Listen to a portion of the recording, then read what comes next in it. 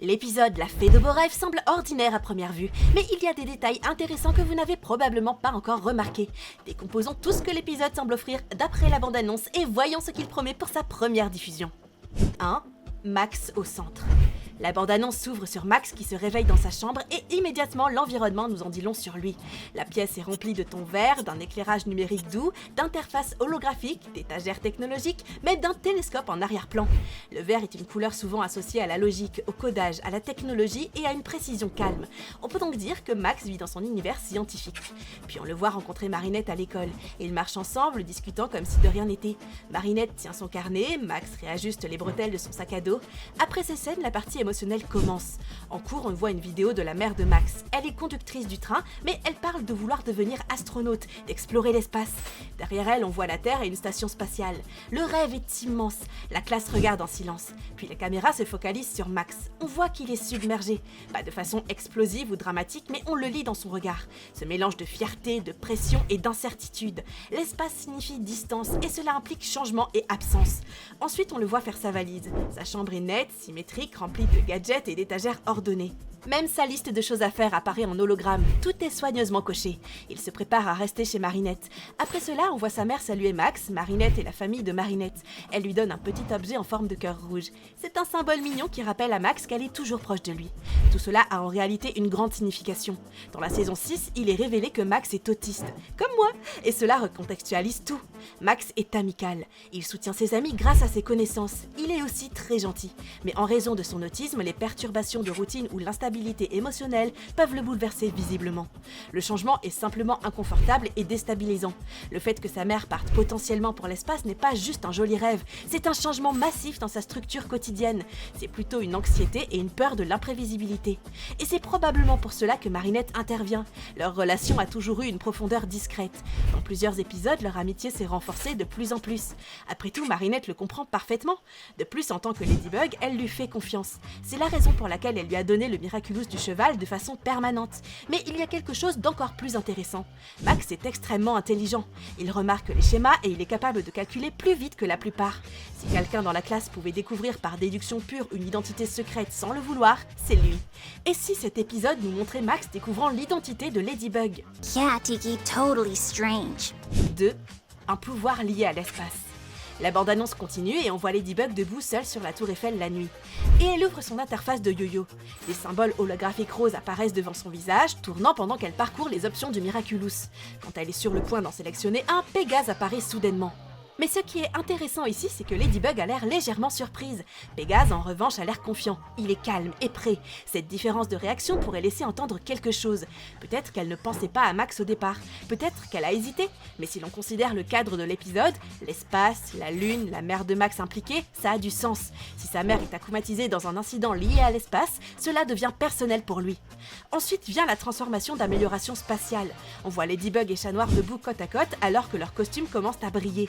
Le costume de Chat Noir s'illumine de lignes d'énergie néon verte qui parcourent son corps comme des circuits en activation. Son masque se transforme en une visière élégante, brillante d'une lueur futuriste.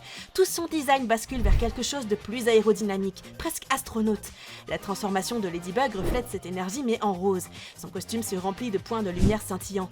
Des panneaux blancs lumineux apparaissent sur tout son corps, surtout autour de la poitrine et des épaules. Son masque brille plus fort et l'on voit de petites extensions en forme d'aile se former derrière elle. Ce n'est en fait pas une surprise pour nous puisque nous avons déjà vu leur amélioration spatiale dans l'épisode Daddy Cop, mais c'est la première fois que l'on voit leur transformation d'amélioration spatiale. Puis Pégase s'avance et ouvre un portail. L'anneau bleu-blanc se forme en plein air, crépitant d'énergie. On voit la lune à travers. Sans hésiter, Ladybug et Chat Noir le traversent immédiatement. Et comme ça, le champ de bataille se déplace de Paris vers l'espace. True, he doesn't like losing, but it's only because he's an awesome player. 3. Bataille sur la lune. Le champ de bataille lunaire est très différent de ceux de Paris. Il n'y a pas d'atmosphère, juste un terrain gris infini s'étendant dans l'obscurité. La terre brille en bleu en arrière-plan, donnant tout un air lointain. Et puis on voit nos héros se battre contre les vilains. Les vilains ressemblent à des guerriers lunaires sculptés dans la pierre. Leurs corps sont fins mais blindés, formés de croissants de lune et d'angles géométriques tranchants. Leurs têtes sont courbées comme des lames croissantes, comme s'il s'agissait de casques. Ils n'ont pas de visage expressif, on dirait des statues vivantes. Ils semblent très froids, anciens et mécaniques. En fait, on dirait des gardiens de la lune elle-même, mais la partie la plus dangereuse semble être leur lance. Chaque vilain porte une longue lance qui se termine par plusieurs lames en croissant et des pointes tranchantes en forme d'étoile. Les armes sont massives comparées à leur silhouette élancée. Les lames se courbent vers l'intérieur comme des crochets de capture, les rendant parfaites pour des attaques en balayage ou pour attraper des adversaires en plein air. La texture métallique paraît rugueuse, presque forgée dans la pierre, comme si elles avaient été construites directement à partir du roc lunaire. On voit le vilain akumatisé lancer soudainement des lances tranchantes et lumineuses droit sur Ladybug. Elles sont en réalité très précises, calculées et rapides. Les armes coupent l'espace comme des missiles, laissant derrière elles des traînées lumineuses. Mais Ladybug réagit instantanément. Elle fait une pirouette en arrière, en faible gravité, utilisant la traction plus légère de la Lune à son avantage. Une autre frôle son corps alors qu'elle se contorsionne en plein air.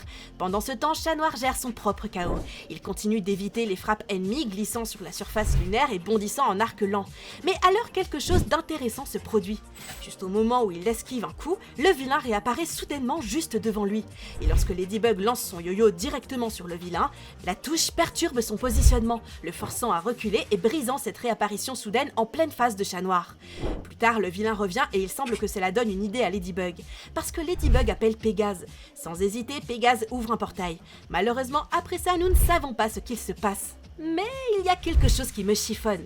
Normalement, les pouvoirs akumatisés ne s'étendent pas trop loin de la Terre. La plupart des vilains opèrent à Paris. Bien sûr, l'Akuma voyage, mais le contrôle paraît généralement ancré à la Terre. Or, ici, le vilain est directement dans l'espace, sur la Lune. Et ça fonctionne parfaitement. Comment est-ce possible? Cela soulève une question sérieuse. Cerise, en tant que Chrysalis, a-t-elle débloqué une sorte d'amplification à l'échelle spatiale?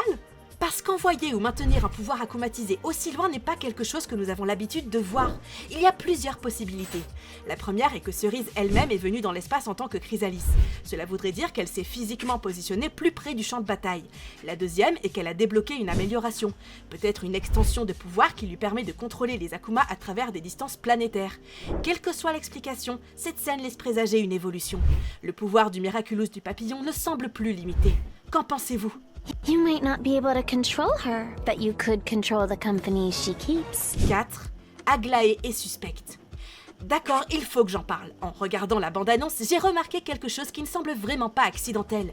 Aglaé est une nouvelle fois proche du cœur de l'intrigue. Pas en arrière-plan ou placée au hasard, elle est positionnée exactement là où se passent les choses importantes. Et c'est le problème. À ce stade, ça ne ressemble plus à une coïncidence. Pourquoi est-elle toujours là? Pourquoi continue-t-elle d'apparaître dans les moments qui comptent? La série est très soigneuse avec le placement des personnages. Si quelqu'un est dans le cadre dans un moment clé, cela signifie généralement quelque chose. Réfléchissons maintenant à son histoire. Aglaé n'a jamais donné l'impression d'être un personnage totalement neutre. Elle est observatrice et discrète. Et dans une histoire où les identités, les déguisements et la manipulation sont des thèmes centraux, ce type de positionnement est dangereux. Donc je remets cette théorie sur la table. Et si Aglaé était en réalité Cerise? Nous savons déjà que Cerise opère par la tromperie. Elle se cache, elle manipule depuis l'ombre, elle s'insère dans des cercles sociaux et observe tout se dérouler. Qu'Aglaé soit juste une camarade de classe serait la couverture parfaite. Personne ne soupçonne la discrète qui se trouve simplement là à chaque fois qu'il va se passer quelque chose d'important. Et même si elle n'est pas directement Cerise, il y a une autre possibilité. Elle pourrait être l'une de ses servantes, l'un des pions silencieux sur l'échiquier. Parce que dans Miraculous Ladybug, la proximité n'est jamais due au hasard. Si Aglaé continue d'apparaître près des tensions émotionnelles, des akumatisations et des points de bascule, ce n'est pas de l'écriture de fond, mais une mise en place pour l'épisode à venir. Aglaé n'est-elle qu'une coïncidence? Qu'en pensez-vous? Donc, quand on y regarde de plus près, la fée de Boré fait bien plus que ce qu'elle laisse paraître. Cet épisode pourrait discrètement préparer quelque chose de bien plus grand pour la saison 6. Si vous avez aimé cette analyse détaillée et que vous voulez d'autres analyses approfondies de bandes-annonces comme celle-ci, n'oubliez pas de vous abonner, d'aimer la vidéo et de déposer vos théories dans les commentaires. Je suis vraiment curieux de lire ce que vous en pensez.